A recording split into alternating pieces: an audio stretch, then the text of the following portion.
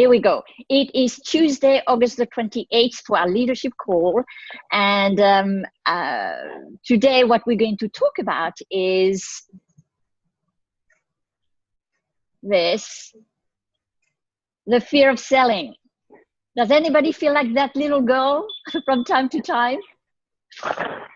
Right? So I used to sell, so I don't. Right, but here's the thing, and please, would you, if I could ask everybody to mute their microphone, I really would appreciate it. Thank you, thank you. I think there's still some people. All right, okay, perfect. So, let's look at this. Oh, hang on. Let me just close this. Here we go. Fear of selling. What I found is, I'm sure many of us also find the same thing, is when we are starting in Nikan, most of us are not into selling. And how often do we hear the objection, I'm afraid of selling, or I hate selling, right? So let's look at this. Now, why people don't like selling. Now, what's really interesting is a lot of time people believe that selling is a technique that we use to force people to buy things they either do not want or do not need. Have you ever felt that way? Have you ever been in a store? Have you ever, any of us, gone into a store and we are looking for something, but we just right away says, no, I'm just looking, I'm not, when a salesperson comes to us. Why? Isn't that because we're afraid that that person is going to force something on us? Isn't that the truth? So really, that is the perception that a lot of us have. And because we see that as a technique versus as a service, a lot of time we see that, if I want to be good at any business that is about selling, then I have to force people into a direction I don't like. Please mute yourself. One thing I remember, some of you know me and I've heard my story. When I started in Nikan, my husband was telling me, okay, I know that when you want to do something and you believe in something, you're going to go for it. But he says to me, but as far as I know, when we've been together for a number of years at that time, he said, there's a couple of things you don't like. One, you don't particularly enjoy talking to people. Second, you hate everything that's related to sales. And he said to me, from what I can see, this type of business will require that you talk to people and that you do sales. So how on earth are you going to do that? And I could not, and I said, I know, and I don't know, but I'll find my way. So the reason I'm saying I want to address this to you is, even though many of us have been around Nikan for a while, we deal with a lot of new people. And a lot of time, the new people who come to us have that concern. So how do we handle this? And why is it that we have that perception? Well, and what is our perception of people who are in sales? Now, the cliche is this one. Right? It's the typical, what we call the car salesman. And it literally is, you're going to sell me something that is not true, that is not right. And you're going to get me so excited about this. I'm going to say yes. And then when I leave, I get the remorse buyer. Or the other perception that we have of the salespeople is, I can't work. I can't sell anything. I'm going to fail. And we've been conditioned, we may not realize that, but we've been conditioned by everything that we see, in movies. If you think about all the movies that have come out there for years and years and years, how is the typical salesman portrayed? It's usually one or the other, either the very flashy, and I know it's a cliche, but there's a lot of truth to that. The salesperson who's making things happen around that, or sometimes you see the defeated salesperson who can't make it work. And then we see selling as a failure. So, so when we look at this is, who would want to be one of those two people? Well, that's why people say, I don't want to be in sales because I don't want to be one or the other. So as we really look at this, is why is selling so important? And here's the thing, and we know this, everyone sells something. You know, whether we're a parent, whether we're a sibling, whether we're a friend, whether in business, no matter what we do, we sell something. But it's not, what really important is not what we sell, is how we sell it. And actually, to me, it's even what is it that we stand for. Let me give you some example that happened, you know, some times ago and some recently with in Nikan. I had at some point in time a consultant who called me and was asking questions about the socks that we have in Nikan. And that person, that consultant, said to me, Bernadette, I have a client who's asking questions about socks. And I said, that's great. I said, well, why is she interested in the socks? Because, and I would think that most of you would agree with me, if you're asking about the socks at Nikanese, you already know somehow what they do, because you're not going to buy, if you're looking for socks, you're not immediately going to think Nikan. They do something great, but so I said, well, let's find out how we can help that person. So we did a 3-way call.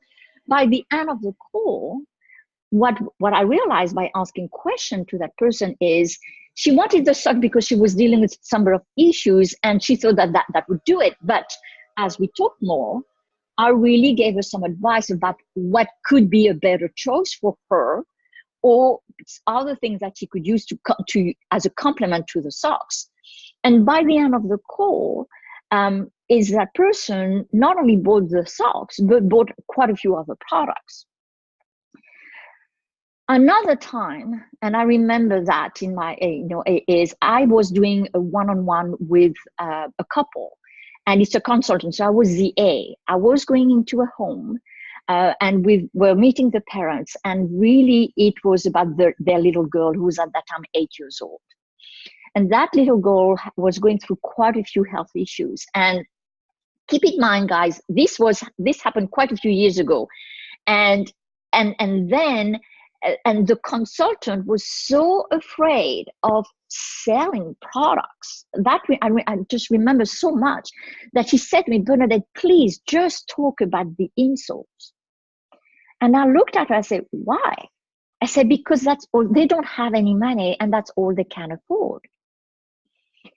And I said to her, I'm going to listen to what's going on and I'm going to do what's right for them. So anyway, we had a lovely chat with the parents, and by the end of the hour that we spent with them, I said to them, listen, if she was my daughter, this is what I would do. And I said to her, because of the challenges she's going through,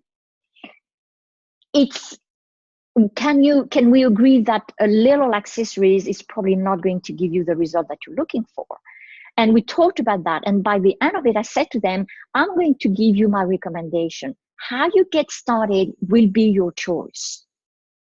You can decide to start with little, or we can start with the full recommendation. But I'm going to make you the full recommendation that I believe is going to be the best for your daughter. And my recommendation at that time was the sleep system and some accessories. And as I was saying that, I could feel the eyes of the consultant, and if she could have literally just pinched me, and hurt me, she would have done it, because she just really felt, oh my gosh, she was so afraid of that pushy sell. And I just continued, and we left it like this, and then we left. And I can tell you that as we were driving back in the car, the consultant said to me, I didn't want you to do that. And my response to her was, there is no way I would not give them the recommendation that the little girl needed. Because if I do that, I am the one who's not honest. I am the one who's not in integrity. I am not doing what's right for that little girl. And there's no way I would do that. So, and what was really interesting is, a week later, would you please mute yourself? Thank you. A week later, the parent called the consultant and said to her, we actually found the money and we're going to get everything that Bernadette recommended. Now, this to me was such an important example of what is it that we stand for. And the reason why I wanted to talk to you about this today is, as we've had something that Niken gave us back, which are the wellness home packs that are fabulous, I've had some consultants who say, oh, so now we're going back into pushing packs. I say, no, the packs are about really showing people how great they are for them and their benefit. So again, it's not what we sell. It's more about how do we communicate, but more important, what is it that we stand for? Because when people really hear the message of the heart, they will understand that we really have their best interest at heart. So as I want just to end this, and then we can open up a little bit for comments. I really, in business, everything that we do is exchange of value. Whether we provide a product, whether we provide a service, it's exchange of value. So it's buying and selling. That is what business is. And without that activity, a business just doesn't exist. And and for any of us who feel that, I'm in sales, I don't want people to tell me I'm a salesperson. I will challenge that and say, let's be proud of this, because a salesperson is a person to me who provides a service, and the quality of the service is really what makes us stand out from the crowd. And it's all the value that we bring to others.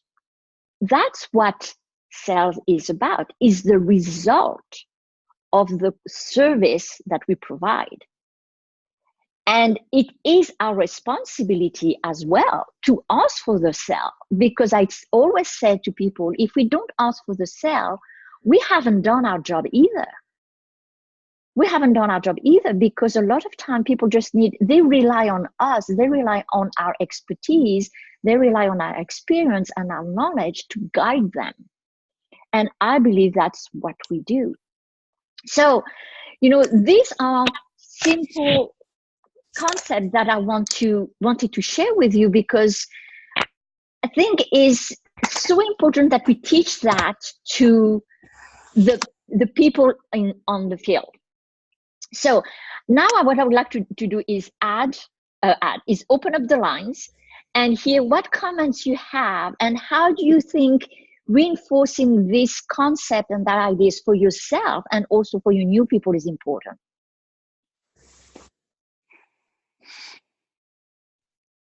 So if you want to say something, I think it would be easier if you unmute yourself, actually. Hi, Bernadette. This is Jay. Hey, what you were talking about reminds me of the time that I was in retail sales, and it was my job to train the salespeople how to sell a product, but it wasn't so much like you said, how to sell it, but how to find out what was the best thing for them. And that makes so much more sense with what we're doing in Niken now. And I can actually look back at what I did for many people. They would come up and look at, I need this can of stain for my project. And I go, well, what kind of material is it? What is it you're doing? Same scenario. Are you, what is it, your health issues? What can we help you with? What can I help you take care of that's going to fit you? So it's the same concept. It's just in a different manner. Excellent. Yes, Yoko. But what I was going to mention is most business people understand this concept, and yet it's difficult for people to understand, even business people, when they get into this situation, because it really is interesting. We have so much that, and many times that could be the difficulty. In other words, like you're saying, why or where would you like to start?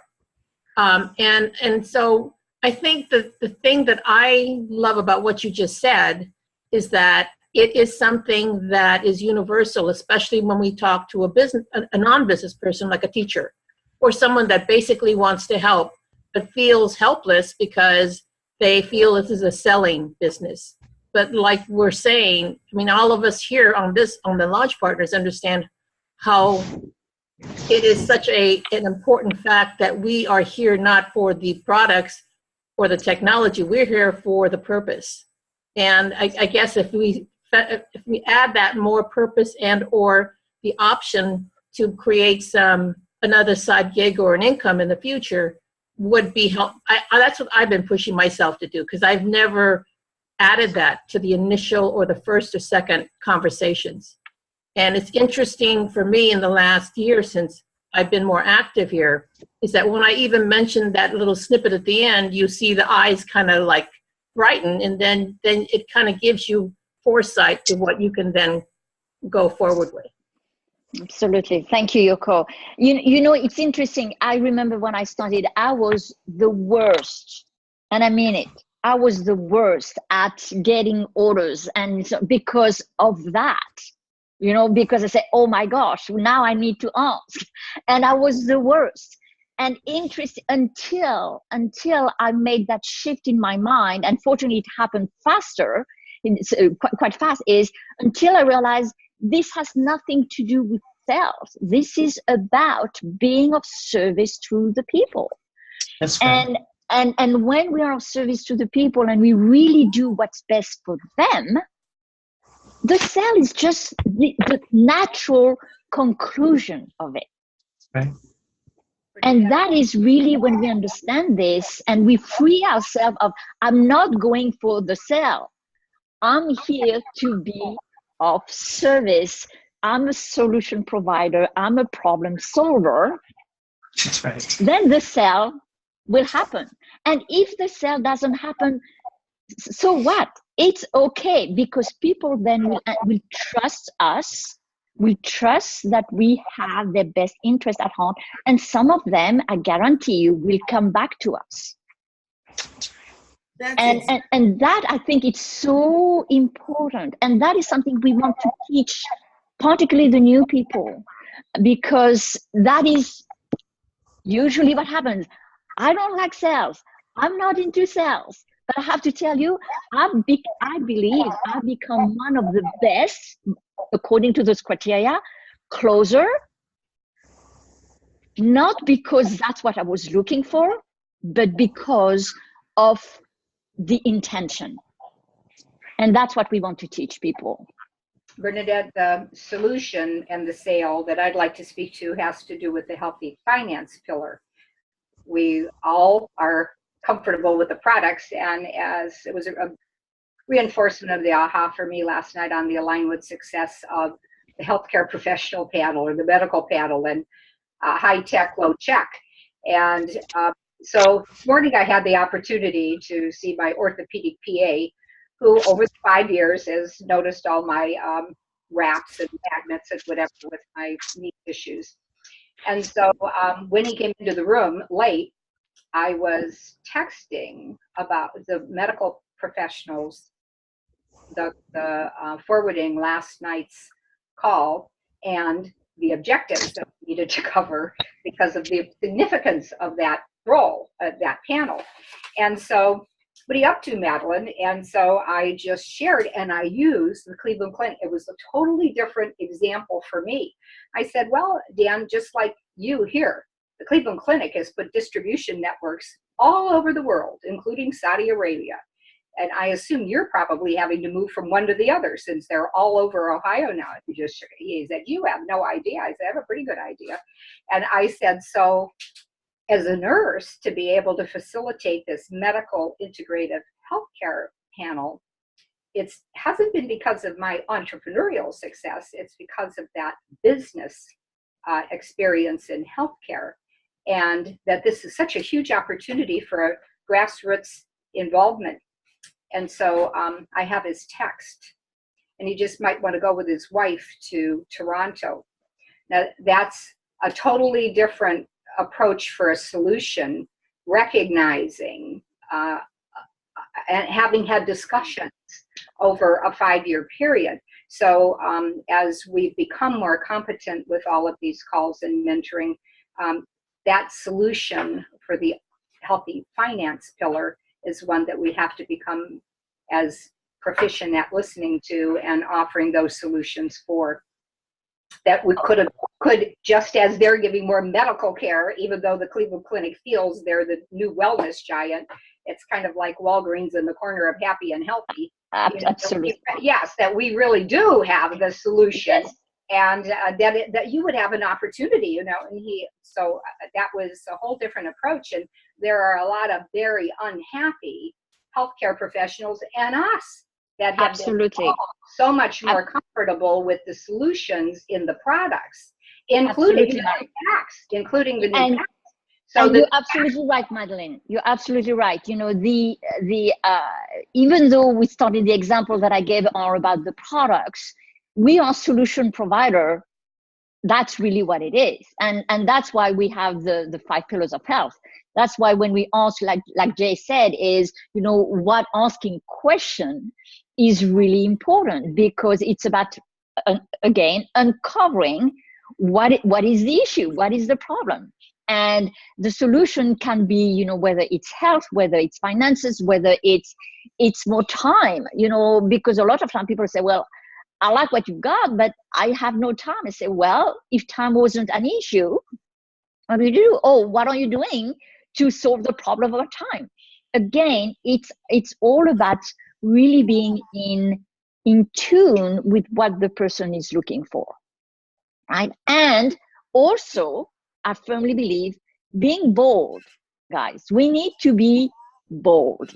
We need to be confident about knowing that what we have is good, is adding value to people, and not being afraid of sharing it, and not being afraid of offering it as a solution.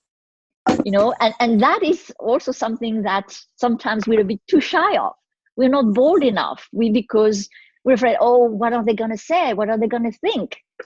Well, you know, and that's where we need to have that courage to step forward, right? And also knowing that the outcome we have no control of. That, I believe, is really important. When we really embrace the fact that we have no control on the outcome, I really believe actually it frees us up. It makes us that much more relaxed. My job is to give you the opportunity. Your job is to tell me what you want. Yes. And then depending on what you want, I can assist you further, whether it's the finances, whether it's the health. But that's really, I say, we have very, very separate responsibility. As a consultant, my job is to give it to you. And you as a guest or a prospect is to tell me what you want. And what is it that you want? And then I can assist you. And when we really embrace those roles, I really believe actually we are so much more relaxed and so much more at ease, because we are not forcing one outcome on the person. Anyone else? I want to add that the level of confidence that we have in the products is reflected non-verbally. And I've been with a new position I've taken where my job is to inform and empower. And I tell that to folks. And as they are looking at demos or whatever their need is as stated, I have often been able to say, I just want to share this information with you to see how it can benefit you. And only you can tell me what would be of benefit to you and your situation or to your loved one. So as I put the information forward, frequently I hear back, you really have confidence in this. And I'm able to say, honestly, I use the products. I am a product of the product. And sometimes something will fall to the floor.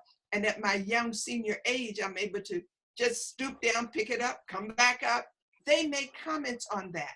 And so often I also hear, wow, I see it in your eyes. That was a new one for me the other day. And I said, what is it you see? And they said, That's right. I believe you. I believe you. And the last person that was here said, I want in, I've got to get in. And this was his very first exposure. He said, I've got to get in. I hear you. I see you. And I can tell by your voice that you do have confidence in it. So for me, it's honestly not a matter of selling. It's a matter of providing for people information that they could not possibly know.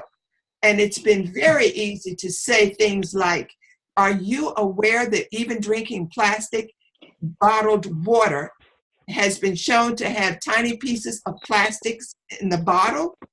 And I and look at me and I'll say, I just want you to be aware.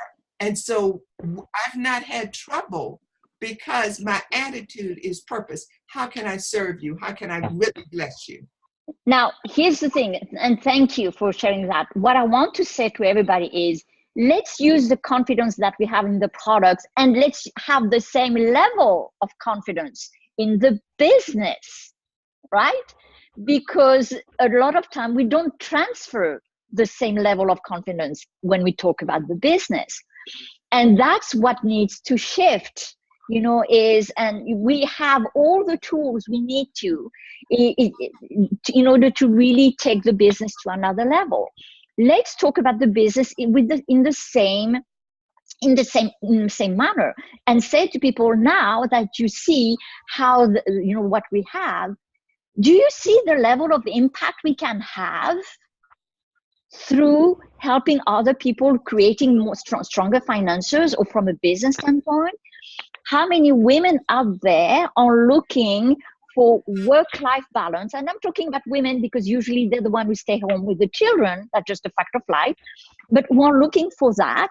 They want it all. Do we address that enough? How many parents are struggling with putting their children into daycare and they want more and they don't know how to? So let's use the confidence that we have in the product to really put the business forward. And that, I believe, is something that we can all do better. Every single one of us, we can all do better with that, right? Because as Madeline said, and many of you believe so, there's a lot of people out there all around the world who are really struggling with the financial situation that they're in.